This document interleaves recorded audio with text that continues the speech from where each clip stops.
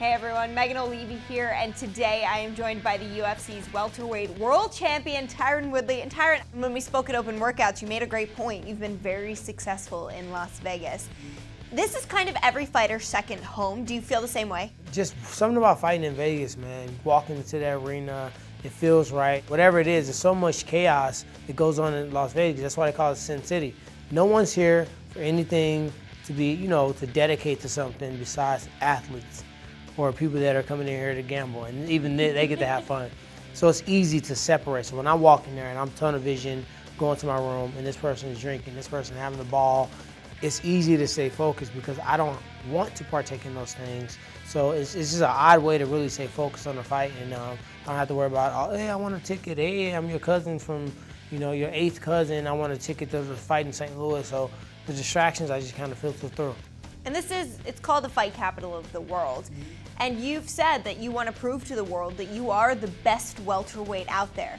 How do you feel like you need to perform in order to get people to say, all right, Tyron wasn't joking, he is the best welterweight, hands down? I'll never make people say anything. They're in control of their thoughts and in control of their mouth and what they say. But what I can do is I can consistently win, consistently dominate. And my last fight, people didn't think I could make it 5 rounds.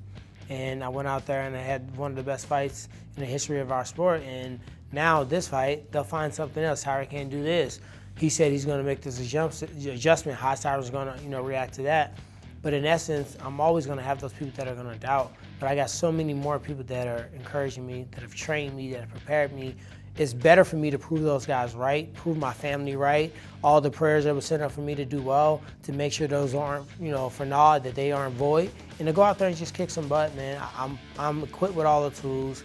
My mind's strong. I'm in great shape. I don't have any reason to hold anything back. I don't have any reason to hesitate or second guess. I should be able to go out there and fight freely.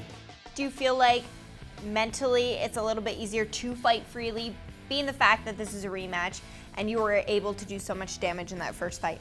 I think more so just the preparation. I feel like the first time I was prepared, but also it was some things in a fight that I didn't capitalize on. It was things that we trained for and we were ready for. He didn't throw anything that surprised me, but I surprised my coaches that I didn't capitalize on some of the things we worked on. They were right there. I could have done them, and I didn't. This time I will.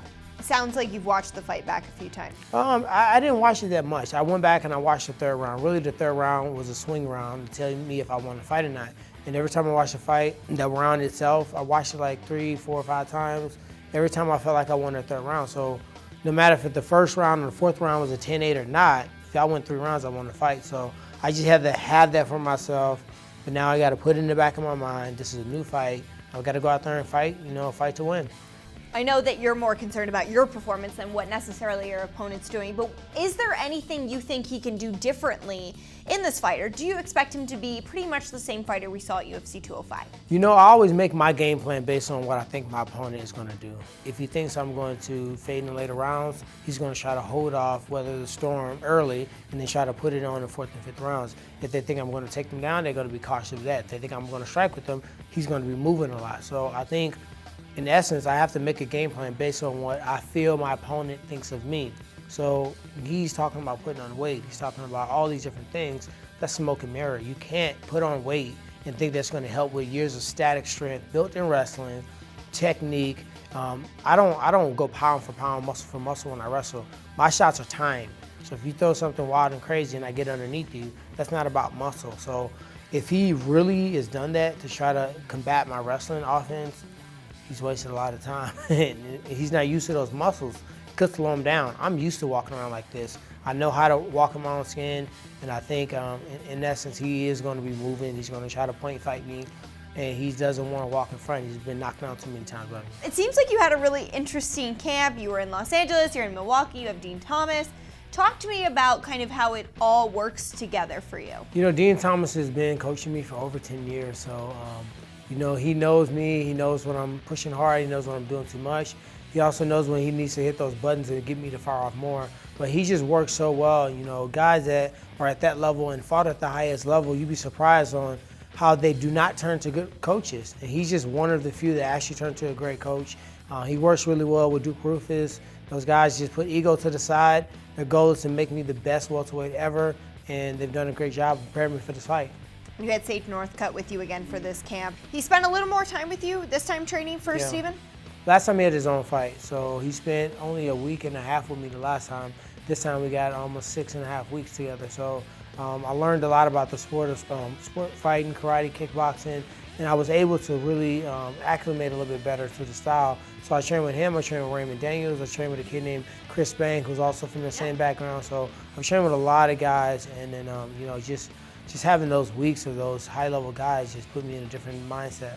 What did you learn the most from Sage while you had him out as a training partner? To be honest, Sage was great. Sage was actually a bit much compared to Wonderboy. Sage's style is a little bit more explosive. He's a lot faster. He's more agile. He's way harder to take down and keep down. So I really had to put that in the mindset. Sometimes it'd be frustrating trying to take Sage down or keep him down. He's just a strong, athletic kid, a lot stronger and more athletic than Wonderboy. But training with Raymond Daniels, who had a fight against Steven Wonderboy, who's great at mimicking other guys' style, he made it feel a little bit more like Wonderboy, and I was able to adapt to that style. And just having those guys not only train with you, but just teach you. Did I just hook kick you in the head or do a spinning back kick on you, but they actually show you, you kept circling that way, so you set me up for this.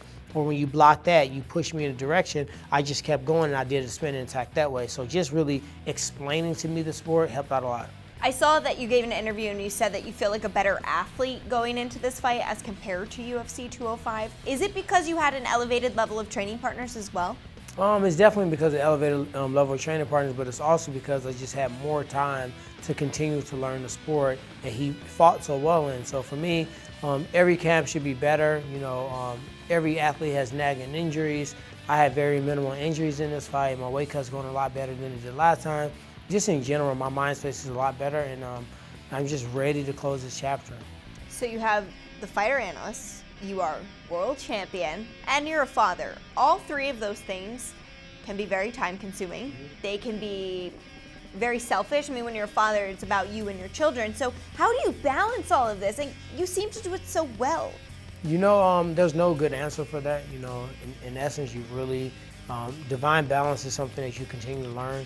Between doing Fox, being an analyst on Fox, and doing movies, being a stunt, being in acting, being an entrepreneur, being a businessman, being a husband, being a father, trying to give back to your community, you have to find times, you got to prioritize. So sometimes, I could say, hey, maybe I shouldn't have done this movie, maybe I should have spent that weekend with my kids, or maybe I should have done that movie, and maybe I should have brought my kids out with me. So it's just always being conscious of your priorities and trying to make that balance. Is there ever a time during camp that you miss them, or do you appreciate the fact that you miss them? A bit of both. Sometimes I miss them, and if I train hard enough during the week, I earn the ability to fly home and go see my kids or drive home or whatever I want to do. Also, I have a great gym. My gym, ATT Evolution in St. Louis, is state of the art. I have everything I need there. I got a great massage therapist. I got a great chiropractor. I got a great strength and conditioning coach. My family's there, I can be in the luxury of my own home, but it's just something about stepping away from your comfort zone, something about leaving the people that love you, leaving the people that support you, that really makes you get into that fighter mode, going to freezing cold Milwaukee with no distractions, and all you really can do is train and fight there. That it makes me appreciate that moment a little bit better, and it kind of makes me a little honorary, a little bit bitter. So when I go out there and fight, I feel like Wonderboy stopped me from watching the whole wrestling season. I couldn't see my kids train and wrestle. I couldn't see my wife. That's a part of the sacrifice. You mentioned that you're in freezing cold Milwaukee, and you're basically missing out on a reality show, I feel like, between you and Sage living together. Yeah, don't be surprised. You might see that in the works.